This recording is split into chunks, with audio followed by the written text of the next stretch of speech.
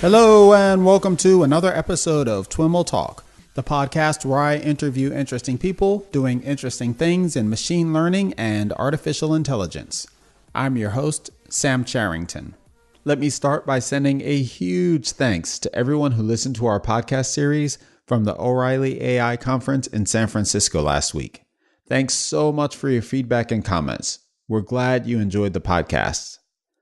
From now through the end of the year, I'll be attending a bunch of events and we'll be releasing a ton of great interviews, so please keep those comments coming. Reach out to us via @TWiMLAI on Twitter or Facebook, or via the show notes page for any episode. In the event you missed our tweets on Friday the 13th, we've got a very special announcement for you. In a few weeks, we'll be back in New York for the NYU Future Labs AI Summit. As some of you may remember, we held our very first TWiML happy hour in New York City just a few months ago, and it was great, which inspired us to go even bigger this time. And that is just what we did. We're excited to present the AI Apocalypse and Killer Robots Halloween Social, which will be held on Monday, October 30th in New York City. This will be both a fun and informative event, and I'll be doing a live podcast taping and panel discussion on the myths and realities of extreme AI, featuring Dr. Seth Baum, Executive Director of the Global Catastrophic Institute, Shane Hobel, founder of Mountain Scout Survival School, and Charlie Oliver, founder of Tech 2025. This discussion will be interactive, so we'll get to discuss your most pressing questions about extreme AI, and we couldn't be more excited about this event. For ticket info and more details about the AI Apocalypse and Killer Robots Halloween Social, visit twimlai.com/Halloween. And for 25% off of all ticket types for the NYU Future Labs AI Summit, use code TWiML25. I'd like to take a moment to tell you about our sponsor for this episode, Nexosis, and thank them for supporting this week's show. Nexosis is a company focused on providing easy access to machine learning. The Nexosis Machine Learning API meets developers where they're at, regardless of their mastery of data science, so they can start coding up predictive applications today in their preferred programming language. It's as simple as loading your data and selecting the type of problem you want to solve. Their automated platform trains and selects the best model fit for your data and then outputs predictions. Get your free API key and discover how to start leveraging machine learning in your next project at nexosis.com/TWiML. That's nexosis.com/TWiML. Head over, check them out, and be sure to let them know who sent you. One final reminder about the upcoming TWiML online meetup. Yes, just a couple of days from now on Wednesday, October 18th at 3 p.m. Pacific time, we'll be discussing the paper Visual Attribute Transfer Through Deep Image Analogy by Jing Liao and others from Microsoft Research. The discussion will be led by Duncan Stothers. To join the meetup or to catch up on what you missed from the first two meetups, visit twimlai.com/meetup. Okay, about today's show. A few weeks ago, I sat down with James Guszcza, U.S. Chief Data Scientist at Deloitte Consulting, to talk about human factors in machine intelligence. James was in San Francisco to give a talk at the O'Reilly AI conference on why AI needs human-centered design. James and I had an amazing chat in which we explored the many reasons why the human element is so important in ML and AI, along with useful ways to build algorithms and models that reflect this human element while avoiding problems like groupthink and bias. This was a very interesting conversation. I enjoyed it a ton, and I'm sure you will too. And now, on to the show.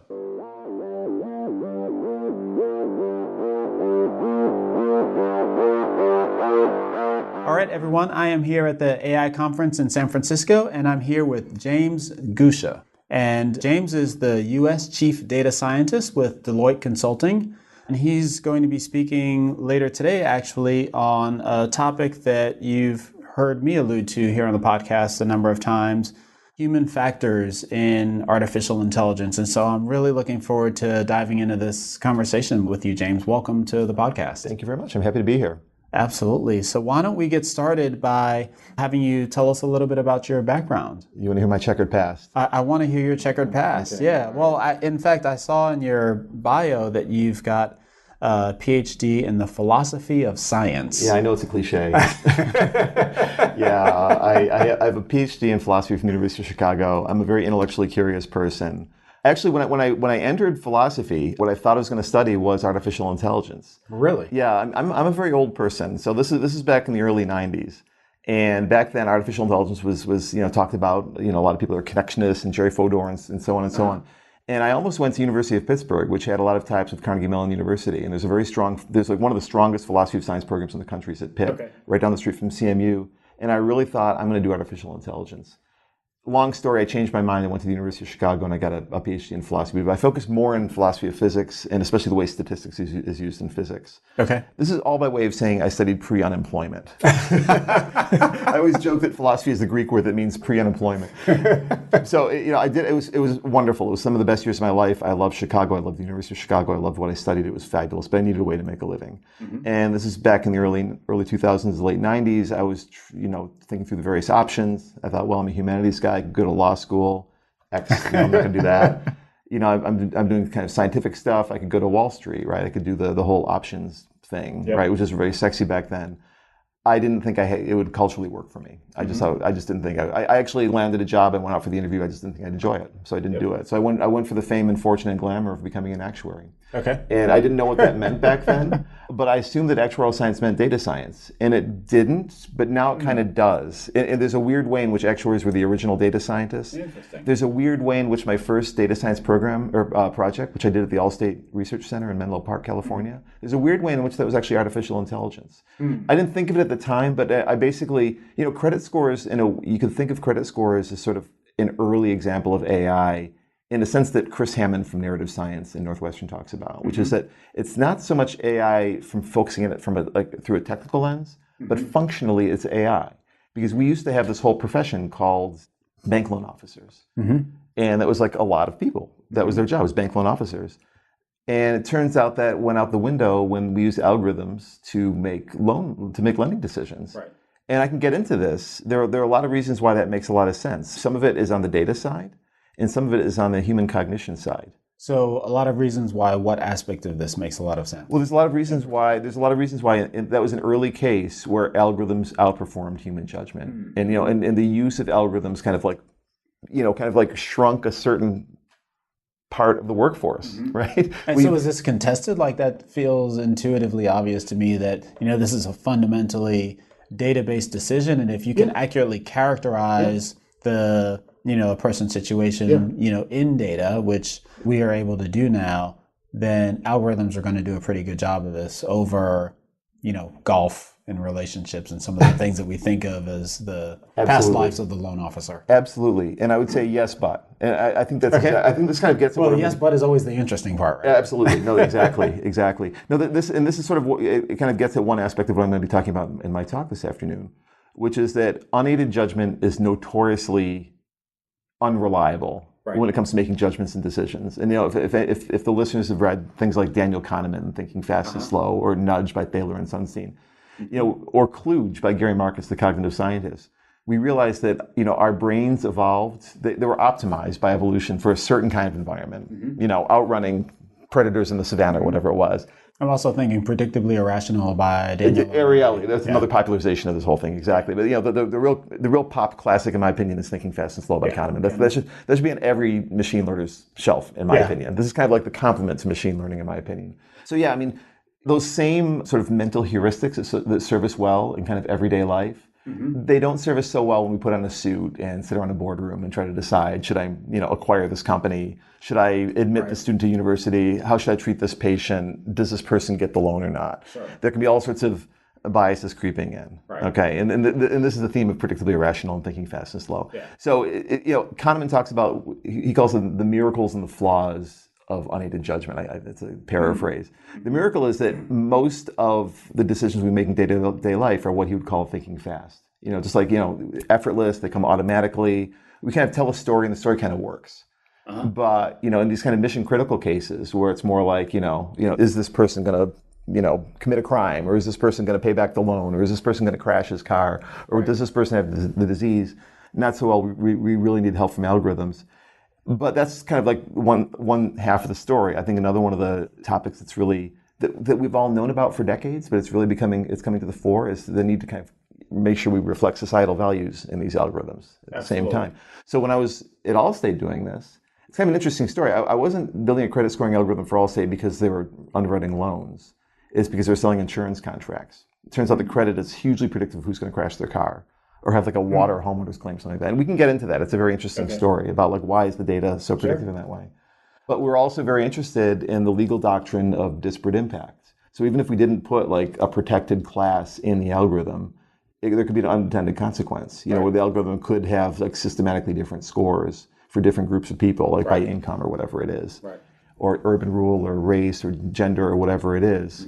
We don't want that, right? And it's like, and it's very interesting because like, these same early conversations are now reflected on a larger scale in the world of AI, right? But early on, I'd get into these conversations with other quants. Back then there were actuaries and back then we called it machine learning, to answer your question, right? They were data mining. That's what we called it back then. KDD was around back then, so we called it data mining. But, the actuaries would say, well, this is just ridiculous. I mean, we just want to come up with the actuarially fair price. Everybody should just like be charged insurance that reflects their risk. But that might be a limited perspective. There might be other perspectives that legitimately should constrain models.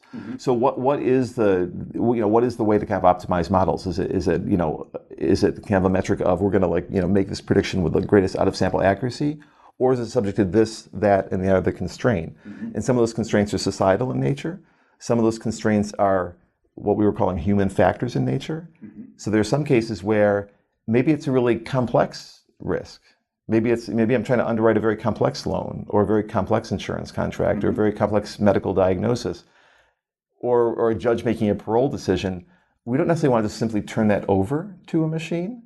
Right? We don't just want to automate it away and take humans out of the loop, but rather what we want to do is we want to kind of take the best of both worlds and say, well, the machines are good in one way. They can weigh together 400 factors, better than we can weigh together 4. And oh, by the way, do it the same way before lunch and after lunch versus after lunch, which we don't do. But at the same time, they don't have common sense. Whereas humans have common sense. They understand ethics. They understand the strategic goals of the organization. They understand, societal values, legal constraints, whatever it is. HR, public relations, whatever it is. And so, figuring out how to marry the best of both worlds, that's part of what I mean by design. You know what I mean? It's like one analogy I've made for a long time is that, these algorithms do replace humans in certain tasks. So I always talk about credit scores like an early example of artificial intelligence. For some types of loans or risks or medical diagnosis or whatever, you just kind of like turn the algorithm on and it'll make a smart decision. And it might be wrong part of the time, but maybe the losses are acceptable for whatever reason. In other cases, you just can't do that. And so it's more like there's this art to somehow blending the machine indication with the human judgment. And that's always fascinated me. That's been more the leitmotif of my work at Deloitte since leaving Allstate. At Allstate, we were doing a lot of, big data, personal insurance. Allstate's the second or third largest insurance carrier in the country. So they had all this big data. And you could do a lot of this kind of like, well, we'll just have this algorithm. It'll spit out a price. Boom, there's your price. It's automation. But when I joined Deloitte, there's a lot more work for smaller, medium-sized companies or organizations that want to use data to make more complex decisions. And so this idea of blending algorithmic indications with human judgment became much more of an issue. I only came to appreciate this gradually as I was working at Deloitte, because I started off as a pure quant. I was just interested in the math, and I still am. I love it. So that's the geeky side of me, but there's also this kind of side where like I'm just fascinated by the way it's used in organizations. I'm just interested in like you need organizational buy-in.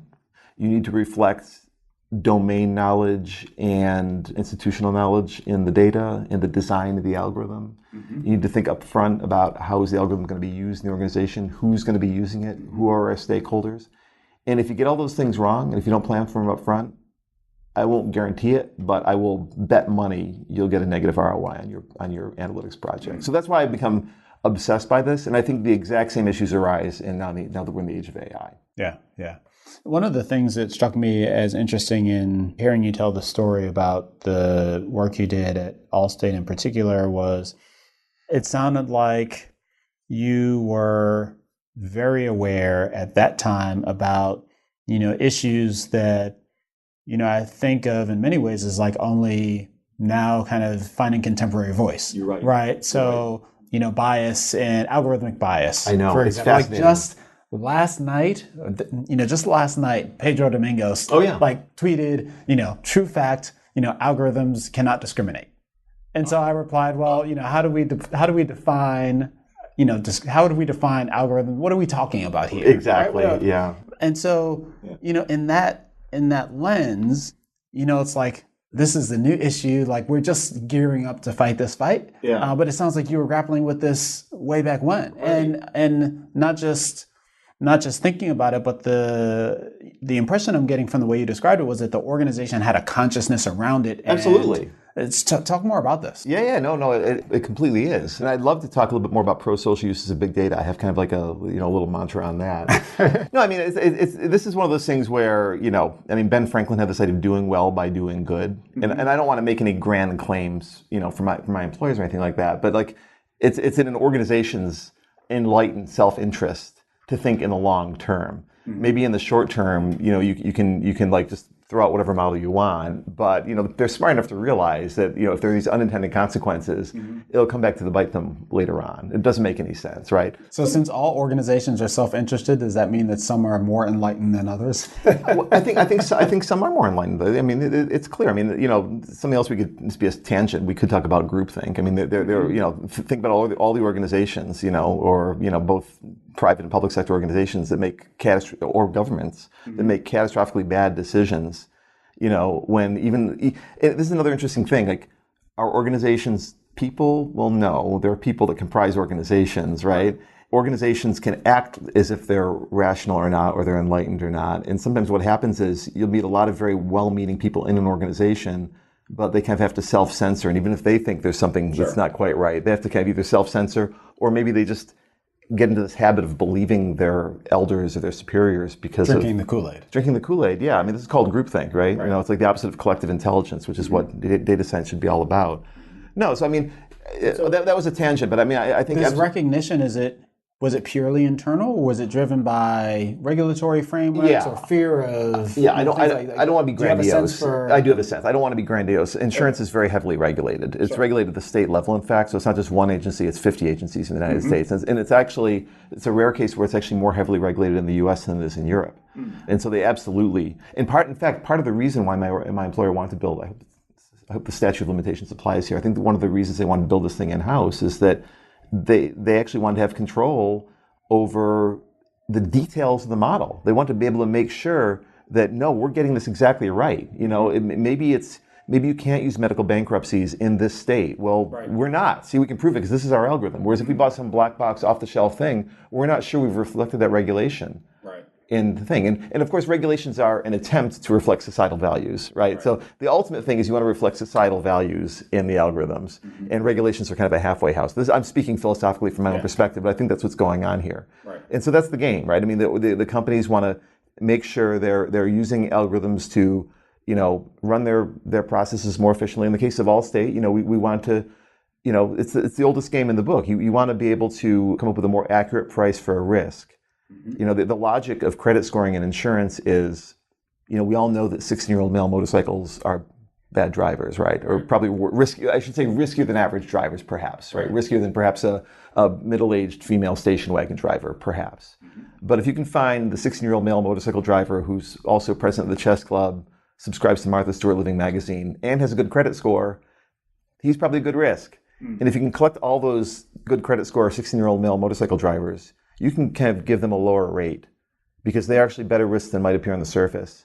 And that means the other companies who don't have credit score have to charge more for the 16-year-old male motorcycle drivers. And it's this kind of adverse selection spiral. So that's the kind of like economic logic for doing, and this is why insurance is a very early adopter of big data, data mining, analytics. Mm-hmm. But that's subject to a constraint. I mean, if you just did kind of a crowdsourcing competition, come up with the best segmentation thing, right? Right.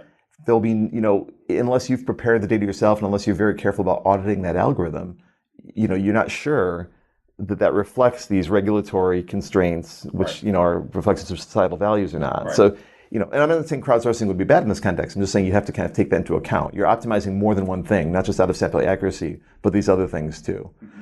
And, and I think there are a lot of companies that it's not just regulation. They just want to do the right thing. Mm-hmm. Actually, Richard Thaler, who's one of my heroes, he's the father of behavioral economics at the University of Chicago Business School. Mm-hmm. He tweeted about, I won't say which company it is, but it was an airline that kind of fixed its fees for flights out of Miami at a fairly low rate to help people escape the storm. Right. Even though they could have done surge pricing, Thaler would say that just kind of goes against the grain of human psychology. We have these things that Adam Smith called moral sentiments, mm-hmm. Which we call ethics now. It's like that just doesn't feel right. Mm-hmm. So even though from a technical classical economics, Homo economicus, rational profit maximizing perspective, they should charge $4,000 for a flight to Atlanta from mm-hmm. Miami, but they didn't. Mm-hmm. And Thaler's saying it's because they're thinking in the longer term. Mm-hmm. And in that case, it wasn't regulation. It was just like we're playing the long game. Mm-hmm. And there were other companies that did jack up the prices. Right. And that's really interesting, actually, because it may be the case. I don't know. I'm speculating, but that may have been unbridled algorithmic thinking. It may be that like a pricing algorithm, it's quite possible that some of these competitors did do surge pricing because it's kind of like the algorithm is just kind of calling the shots. And that's what the algorithms usually do. Absolutely, right. And so this is like a really nice case where it's sort of like parallel, I think, to the insurance case, except it wasn't due to regulation. Mm-hmm. It was just more due to like customer lifetime value. You don't want to alienate people. Right. People just are going to remember things like this. So it's like our customers are... But does the algorithm would have to have a pretty long life cycle to pick up on that customer lifetime value piece. That's kind of the point. That suggests that it's more likely than not there was human in the loop there. Precisely. No, that's exactly the point. Yeah, it's like we can kind of speculate about singularities. We can kind of speculate and have fun conversations about when are we going to reach artificial general intelligence. We have like a robot that can like use common sense and price it, both to optimize things, but also that's okay. But that's not happening anytime soon, right? Yeah. We've got these are machine learning algorithms. They're essentially like statistical models, on steroids, basically. Right. Deep learning models are like logistic regression models on steroids that create their own features, right? So that's what we got, and that's great. It's really, really powerful. But as you're suggesting, I think what it implies is that we want to have humans that have common sense reasoning mm-hmm. to keep the models in check. Yeah. And so what that implies is that the people that, and I'm going to quote an economist here named John Kay, that the people that understand those... Don't do too much of that on this podcast, though. Well, I'm just joking. Sorry. Quoting economist? Yeah, I know, it's a big turn on. No, John Kay was my favorite. I think he's retired, but he was my favorite columnist in the Financial Times. Okay. He used to be an Oxford economist, I think, or London Business School or something. But he was asked 10 years ago to diagnose... Somebody asked him the question in the aftermath of the financial crisis, mm-hmm. why is it that all these models built by Harvard, Cambridge, MIT quants failed so badly? Yeah. And Kay was so direct and to the point, so elegant. He said the problem was that the people that understood the math didn't understand the world, and the people that understood the world didn't understand the math. Mm. And so I think that's another kind of case of where we need to kind of like. I can't remember who said this, but I heard a very nice quote the other day that a really good data scientist needs a kind of communication and empathy ability to be able to kind of talk to the people that understand the world, not just to reflect their knowledge in the data, but also to reflect just the kind of like strategic values. Goals, the societal values, the long term. We don't want to alienate our customers in the long term. All those kinds of things. Right. You know what I mean? So interesting. Yeah. So this is all kind of background for your talk. Like, how'd you organize your talk? Did you have a list of human factors that an organization needs to consider, or? Oh no, it's nothing that cut and dried. Honestly, it's nothing about me is like that. My background's philosophy, right? So I always kind of go back to first principles, and I'm just really thinking about what are algorithms good at? Why do we have algorithms? What are their limitations? What are ways of overcoming those limitations? Mm-hmm. And I do have some ideas for where we kind of need to, inject sort of like extra statistical or extra machine learning or extra computer, beyond computer science principles into what we're doing. And so these are all examples that I've been giving. So the way I structure the talk, should we get into that now? Yeah, sure. Yeah, the way I structure the talk is, actually I'm quoting someone I know a little bit, Chris Hammond at Northwestern University in narrative science. He's someone I greatly admire, actually. In fact, he and I overlapped at the University of Chicago. I was getting my PhD in philosophy when he was a computer science professor there. So he's now at Northwestern doing really innovative stuff, and he's also the chief scientist or chief science officer of Narrative Science, the natural language generation company. I mean, he has this really nice way of thinking about AI. We shouldn't think of AI in terms of the underlying technology. We should really think about AI in terms of like, what is its function? What are we trying to achieve here? Oh, well, we're trying to automate this process. Humans are really bad at this. They fall asleep at the wheel. So let's have AI that drives for them. Or let's just have AI that kind of recognizes their face when they're getting drowsy, like the Affectiva software, right? Like Rana El-Kaloubi. And then kind of nudges them, like maybe turns the radio up or something, right? Or gives them a punch, just whatever it is, some nudge, right? A nudge or a punch. That's a goal. And so some of these things can be done through robotic process automation, which is not even data-driven. It's just kind of like logic. Some can be done through deep learning. So yeah, sure. If you upload my photograph into Facebook, it'll say that's a picture of George Clooney, which is a pretty good guess, right? Joke. So that's automation. But there's also the augmentation side of things, which I want to talk about too. So that's kind of like the large structures. Start off with Chris Hammond. Talk about the fact that when we talk about AI, it should be kind of like a functional thing, not a tech-first thing. So it's not just about deep learning. It's not just about machine learning. It's really building computer algorithms that do things that were they to be done by humans, they'd be considered intelligent. Right. That's sort of like, that's kind of Chris Hammond channeling John McCarthy at Dartmouth in 1956. He was one of the founding fathers of AI. Very smart, kind of like operational definition. Sure. And I like it because as a consultant, because I'm really a consultant first. Right. I'm a consultant who happens to be a data scientist rather than a data scientist who happens to work in a consulting firm. Yeah. And so as someone who really believes that he's a consultant, I think that's just a really great way of thinking about it. Because I've seen, the hype cycles come and go, but over and over and over again, I see that the organizations and the leaders who kind of take a tech-first view of the stuff, it tends to get a lot of attention and buzz early on, but it doesn't really produce the value downstream. Whereas if you start with kind of like a problem-centric view first and kind of reverse engineer from there, well, what do I want? You're more likely to succeed. And it's likely to be a more efficient, elegant, and frankly cost-effective solution with less risk. And in many cases, a lot simpler than the thing that you would have done if you were just following shiny object. Yes, no, exactly. In fact, again, I'm old, so I'll do some more old quotes. Someone who's sort of an informal mentor of mine at the University of Chicago was a very prominent Bayesian econometrician named Arnold Zellner. And he had a concept called sophisticated simplicity. Being sophisticatedly simple, the idea is that you start off with a simple model, and if it works, done. If it doesn't work, you just gradually add structure until it does work, and then you stop. Yeah. You don't start with the most complicated thing because it makes you seem like most smart or impressive or macho. Right? And I think that an analogous comment can be made about artificial intelligence. And Chris was kind of making this point the other day in his tutorial, which I just loved. He said, if all you need is robotic process automation, do it. What's the downside? Just do it. You don't even need big data for that. You just need smart consultants and programmers, and you'll just save a lot of money, and there's very little downside risk. Let me ask you about, do you do a lot of, you've brought up RPA a couple of times. Oh, yeah. It's part of the family of AI, yeah. I'm just curious your perspective on this. I'll jump to the question. Sure. Right? The question is, can you provide for me specific proof point examples where people are doing RPA that's, that suggests that RPA is more than a rebranding of BPM? I probably shouldn't comment too much on that because I'm not like one of our RPA experts. Okay. And maybe it is. It's just like, this is an idea that's been around for a long time. It just makes eminent common sense. I don't really care what you call it so much, but just the idea of taking processes where just somebody's doing something that's just like routine and rote, boring spade work. And if you can just get a macro or a script to do that, why not do it? That's kind of like analogous to Zellner's sophisticated simplicity. Like in a statistics thing, if just like looking at the difference of two means is all you need, doing bootstrapping, do it. Yeah. In a business context, if all you need is to automate something that's really, really rote and simple and spade work, do it. You don't need machine learning for that. Right. In kind of going up that kind of food chain of complexity, you just kind of want to start. I guess what I was getting at is you wanted to start with the problem and kind of back into the either technology or the data science or the machine learning, whatever it is that'll solve the problem.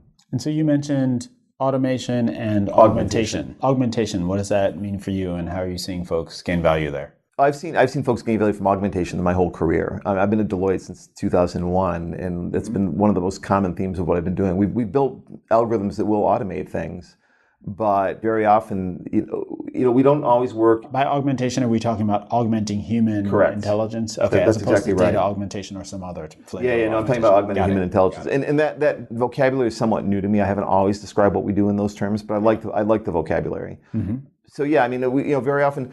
Early on, when we do our projects, like for example, suppose we're working for, again, let's say we're working for an insurance company, but say it's a commercial insurance company. So instead of selling auto insurance, they say, for example, they sell workers' comp insurance. Now, there are fewer businesses to insure in the world than there are cars. Mm-hmm. And businesses have fewer factors in common than cars do. Some are florists, some are hipster coffee shops, some are hospitals, right? And so means you have fewer rows in your database and you have fewer columns. Right. But you're trying to do something similar to what my first job was, which is you're trying to come up with like a better price for the risk or an underwriting decision. Should I sell this person insurance or not? Should I sell your hipster coffee shop insurance or not? Right. And that's a case where like what we found just empirically, through our data and through blind test validation is that it would work pretty well in certain cases. And that was an empirical question. And it was partly empirical, partly strategic. It's like we would have to work with the client to figure out what is the cutoff here, where we're going to like straight through process these decisions. Whereas these other decisions, we're just going to simply give it to an underwriter. Maybe we'll like rank order some things. We'll try to explain to the underwriter what's going on here. Yeah. We'll try to like train the underwriter ahead of time to understand the premises of the models. And if we don't do that, it's just not going to work. So this is like a very simple example of what we were calling human factors earlier. I don't know if human factors is quite the right word, but it's some kind of like either a human-centered or an organization-centered design. I began to use the analogy, Mr. Underwriter or Ms. Underwriter. Just imagine that your eyes are myopic, and so you go to the doctor and you get a pair of glasses. You can see better. Well, Daniel Kahneman and Dan Ariely and all these behavioral economists and psychologists teach us that our brains are myopic. Our brains have these, biased heuristics that we use to make decisions. So we have blurry mental vision. And so in these augmentation cases, the algorithms are kind of like prostheses. They're kind of like eyeglasses for the mind's eye. They just help debias our cognition. Yeah. So kind of getting that equation right was sort of the art to our science. And what fascinates me about it is that statistics is part of it, but not all of it. So in business, we've always called this kind of change management. So this kind of goes into the change management rubric. Frankly, right now it's an art, but I like to think that it can become more of a science. Mm-hmm. So I call this the last mile problem. We don't stop with an algorithmic output. We stop with a decision. Right. And in the case of automation, the computer makes a decision. Mm-hmm. It's saying, I'm just going to send you this ad for these pair of shoes because I think you like these shoes. Right. The augmentation is more like, I'm going to tell the doctor there's this probability that this person has this rare disease, but it's really the doctor's judgment call. I'm going to tell the doctor why the algorithm thinks this. Maybe I'll use an information retrieval system a la IBM Watson to give some collateral information, but I'm going to give this to the doctor. This is one area where behavioral economics comes back again, is that behavioral economics teaches us that simply giving people information doesn't always result in the optimal decision. It's also the way you present information matters. Right. We've learned this in the last 30 or 40 years. This is the whole basis of the book Nudge, which is only 10 years old. Right. So we've really come to appreciate this a lot more. So behavioral economics is absolutely one way of thinking of this quote human factors idea or human-centered design idea. So I feel like we've been sort of like muddling through perhaps all these years, and it works, right? We have this kind of, it's more, when I say muddling through, I mean it's more an art than a science. Mm-hmm. It's something that we've done for a long time. We've gotten better at it over time. We do it with our clients. But I'm intrigued with the idea that now that AI and machine learning is becoming such a business and societal trend, maybe there can be a new science emerging about this idea of human-computer collaboration or human-computer interaction. Mm-hmm.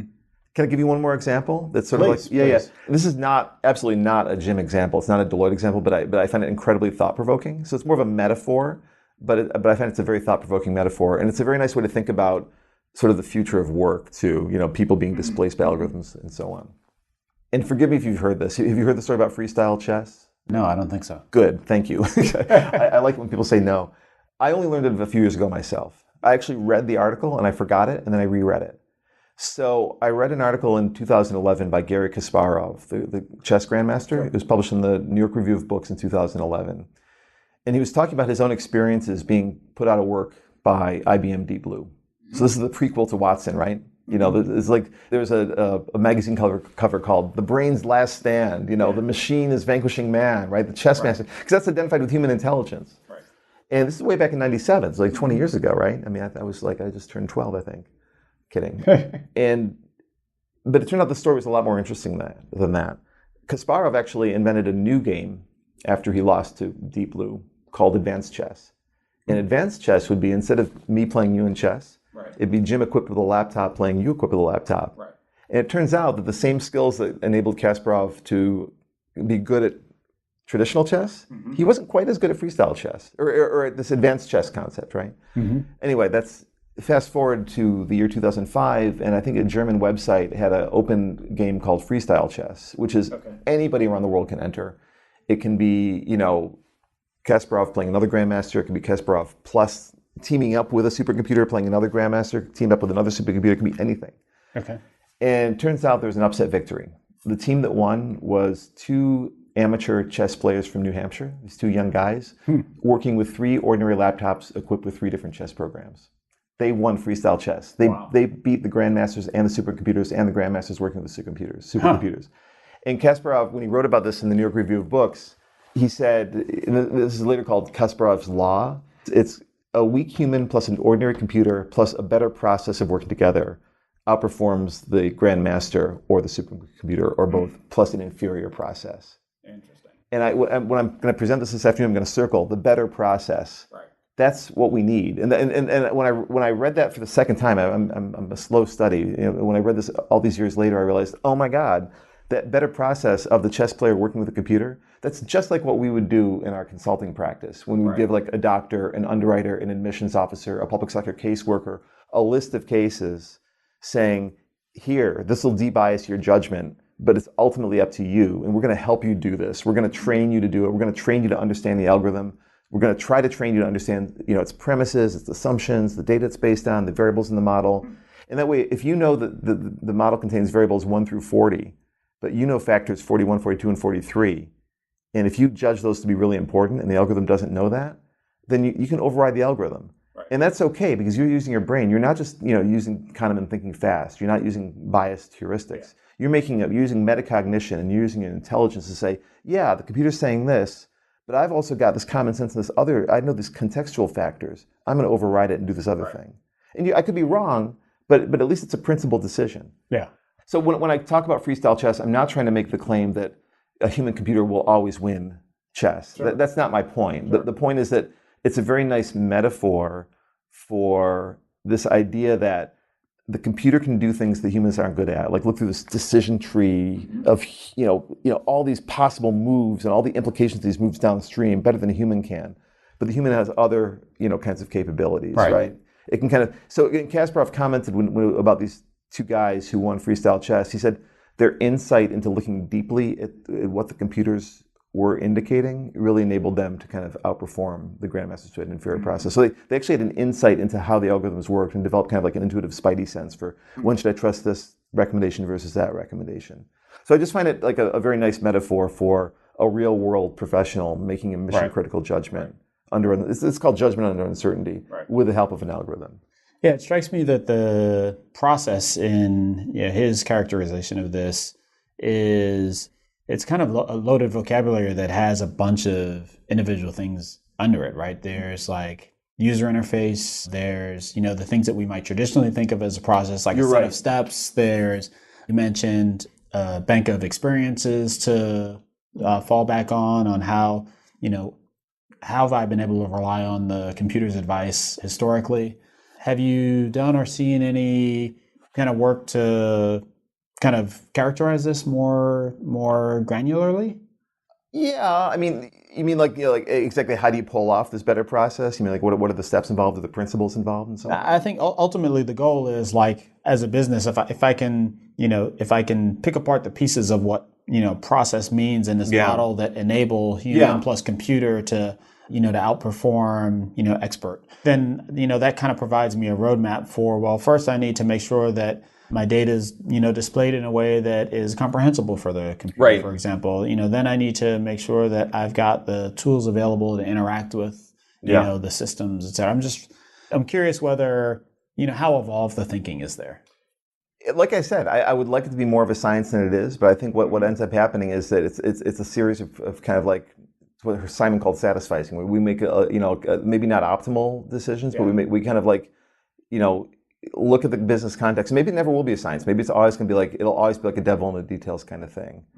So like, if it's a medical case, then the cases where you let the computer just make an automatic decision versus a human might be different depending on how many doctors are around. I mean, if you're in a poor country, it might not be optimal to have a doctor working with the computer.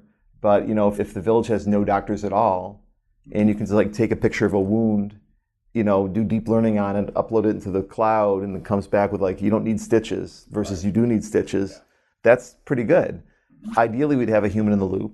You know what I mean? But so that it's always going to be like this muddling through kind of thing. Like, what is the cutoff? In some cases, like jurisprudence, I think Daniel Kahneman wrote about this actually a few years ago. He said the public would be shocked to hear that like an algorithm was making decisions without a judge. I mean, is that even constitutional? So that might be kind of like just like ground, unavoidable reasons why you always need to have a human in the loop. Mm-hmm. But I think that we are kind of gradually getting better at this stuff. I mean, people are coming up with better algorithms for explaining models. Like so one of the, I'm probably going to get his name wrong, one of the speakers earlier in the conference, Carlos Guszcza from University of Washington. Yeah.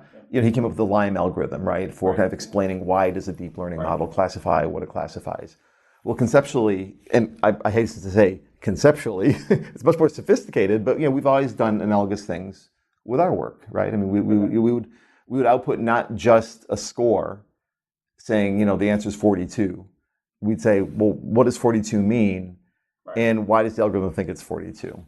So every single score is contextualized with a set of sort of like English language, language. So again, primitive natural language generation, but still, nevertheless, natural language generation. So all these kinds of things we've been doing for a long time are getting refined. So we've got better reason algorithms. We've got Chris Hammond's natural language generation, right? We've got more advanced data visualization. Maybe we're going to come up with better apps so that people. The emotional aspect of it is important. John Whalen was speaking yesterday about the emotional quality of this kind of stuff, and he said, a nice comment he made was that people will choose a personal digital assistant even if it's less accurate, if it's just more emotionally pleasing to work with.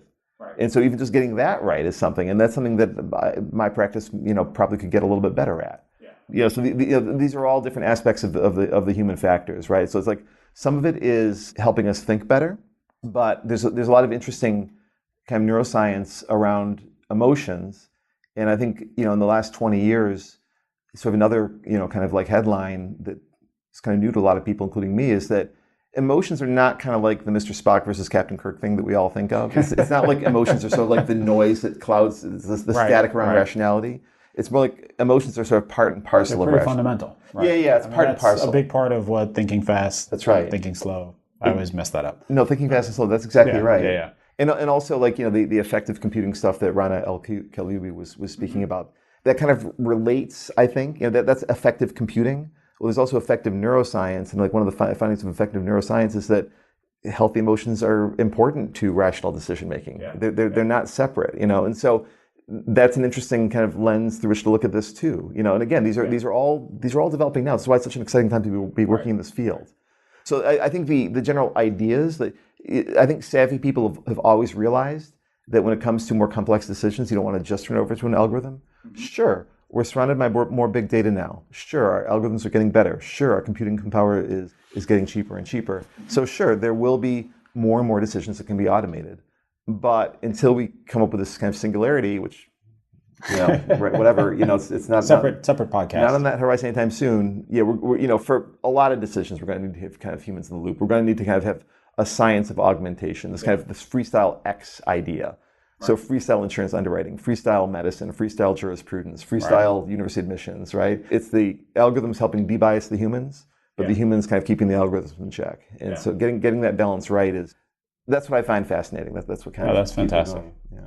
Well, I'll mention, since you mentioned Carlos Gestrin and Rana Al-Koyubi, I'll note for folks that are listening that both of them have been on the podcast before. You have great taste in until fact, now. Carlos at the very first AI conference in New York, and Rana at the previous one in New York. This is the third one. And so folks can find those on the website, both great conversations. Beautiful. And I really enjoyed this conversation. Likewise. Thank you so much, Jim. Thank you. Real pleasure. Absolutely. All right, everyone. That's our show for today. Thank you so much for listening, and of course, for your ongoing feedback and support. For more information on James or any of the other topics covered in this episode, head on over to twimlai.com/talk/56. And please, please, please remember to send any questions or comments that you have, either for us or our guests, via Twitter @TWiMLAI or @SamCharrington, or just leave a comment right on the show notes page. For more information about the Halloween social, visit twimlai.com/Halloween. Tickets are on sale right now, and we do expect to sell out, so get your tickets. To register for Wednesday's meetup, visit twimlai.com/meetup. Thanks again for listening, and catch you next time.